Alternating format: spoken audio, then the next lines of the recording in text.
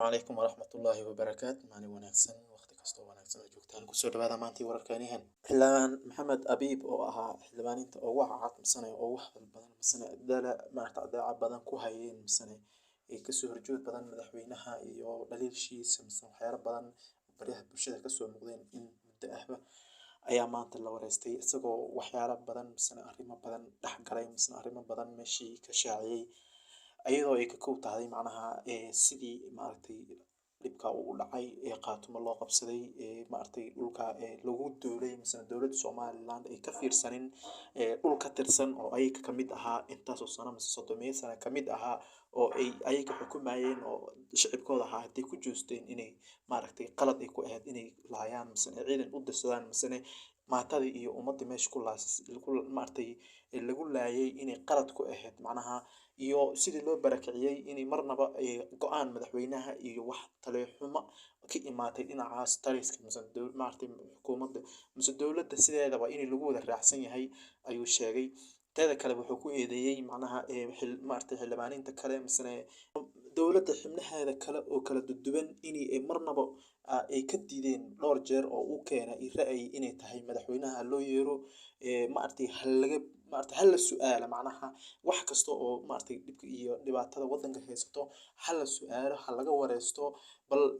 bal wax isbedel uu ka imaan karo laakiin mar walba uu arinta uu soo jeediyo masna xildhibaanin isagii wax kamid ay soo jeediyaan in laga hor imaanayo oo la leeyahay madaxweynaha ceebtaana aan qarsano waxba anaga aan bixinin misna ummadda kale ee Soomaaliyeed misna adduunkaba yaana wixii maartay ceeb anaga qabo misna anaga ceebta aan qabno marnaba yaanan la qaybsanin misna yaana laga maqlin wax anaga nuu eg ha noqoto ay ku raadaan taas oo maartay uu dhaliilayo uu leeyahay madaxweynaha sidii loo waday misna loo lahayaan lala maqlin hadda meeshii la taagan yahay kulay waa la wada arkaa waa arrin fool xun oo mar walba wadankii had hoos u sii dhigayso madaxweynaha lala xisaabtamin haddii meesha ay imaato madaxweynihii soo xilka iskaga hayo qaladaad kasta uu galo oo tu loo xisaabtamaba uu ahayn waxay noqonaysaa macnaha inay ma aragtay mar walba sida hadda qaay ahaan wadanka mid haysato waa la wada arkaa madax xumi iyo maartay mas'uuliyad xumi ayaa meesha haysataa waa mid maartay inay maanta qaatumo maanta ay u go'do dad kale misna ciidan kale misna jabhad kale hadii ay kan is urursadaan inay maartay gaar u baxaan oo ay leeyihiin wadanka maartay waana lagu maadaa ma rabno misna anagana waan ka soo hordagaalaynaa misna xukuumadda waan ka soo horjoodnaa taas inay maartay xisaabtami la'aan ay jirto mise ay keentay ayuu asaga laftiisa ku sheegay teeda kale wuxuu sheegay inay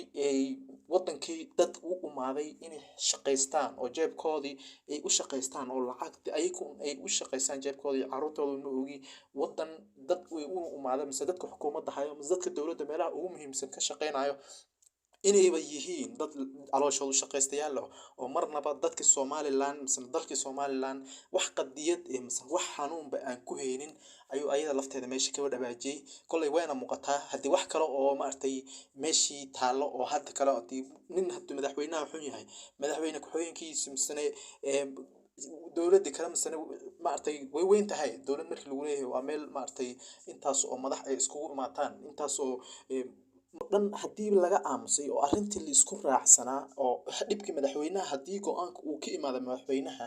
in ay la dhaliilo masana laga qabto masana la sheego masana la dhaho arrintan way xun tahay ayay habooneed laakiin sida muuqatay oo madaxweynaha in loo wada sacabtumayo oo la lahaa ku soco masana arrintan waa arrin sax ah ayaa wada muuqatay waayo in maato Somaliland ka tirsaneed la laayo masana ilma iyo ciyaal iyo maartay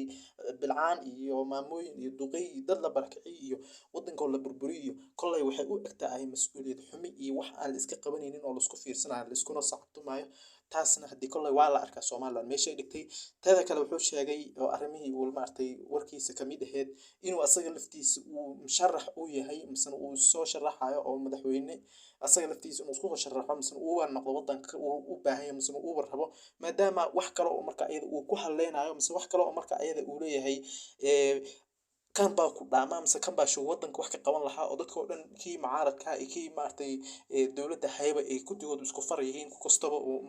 suuq iyo wax aad dhacdin mise wax aad burburid ay ku jirto asaga laftiisa wuxuu sheegayaa in marka ayada uu u baahan yahay inuu wadankii uu bal wax ka bedeli karo mise asaga laftiisa wadankii inuu asaga wax ku dhaamaba uu haynin taas oo ku kaliftay inuu asaga laftiisa madaxweyne uu marka ayada isku soo sharaxi doono oo uu rabo inuu marka ayada xisbi cusuban mise xisbi hor la hagaajiso mise hadda xisbi la hagaajinayo uu ku jiraa wixii xisbiyaasha horan uu ku jirin uu iska soo bixiyay mise uu iska soo casilay maadaama asaga uu ka arkay inay ma aragtay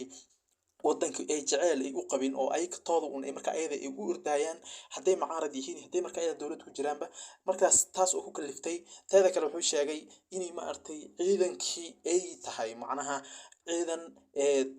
intay u badan yihiin dadkii hore mise dad duqey ay ku jiraan oo dad aan dagaalami karin mise dad meelaha qaar aan loo diri karin maadaama wadanka wadan u baahan in la difaaco yahay militarigiisii boqolkiiba 40 suu sheegay mise boqolkiiba 35 inay yihiin dad duqey mise dad cuslaaday mise dad horey u weynaaday oo markay wadankii hadii maadaama wadan uu yahay maartay cadow badan leh inay ay u habooneen dadkii hadii 40 mise 50 ba meeshii uu martay ku gaaraan inayba marka ay wadankii ay maartay ay ka fariisan karaan mise xil kale loo dhiibi karo ninka ciidan ku jira mise military ku jiray laakiin meeshii waxay ka muuqataa in dadkii ay u badan yihiin dad weyn oo ayaga laftooda aan dagaal gali karin ayaga laftooda aan marka ayada waqti muhiim mise waqtiga loo baahnaa waqti maartay waan ognahay military-ga waqti kasta email kasta oo marka ayada uu joogo waa nin military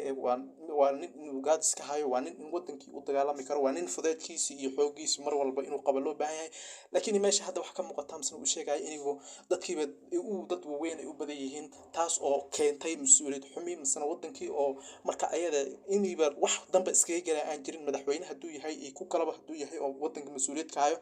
taas oo mar walba wixii isku shaqaaleysiinaya mise wixii meesha ayada taagan oo marka ayada qofkii xilka lagu fiirsanayo uu yahay cid hablo waaye kan aan daano mise kan waa sidan aan daano taas oo kaliftay in wadankii hadda ayaga laftooda hadda ciidan badan laga qabtay oo hadda ay qaatuma ayaga laftooda ciidan badan hadii ayagoo wadan ciidan idil oo degan oo meel fadhiyo oo maartay wadan ilaalinaya hadii jabhad yar oo is aruursatay haday soo kacdo oo labada aruursado ayagoo boqolaal dhan qaarkood la qabto qaar la laayo iyo hubkii oo laga qabsado taas sharaf xumi ay u tahay ayuu dhahay in wax laga bedelayo lafteeda way u baahan tahay marka ayada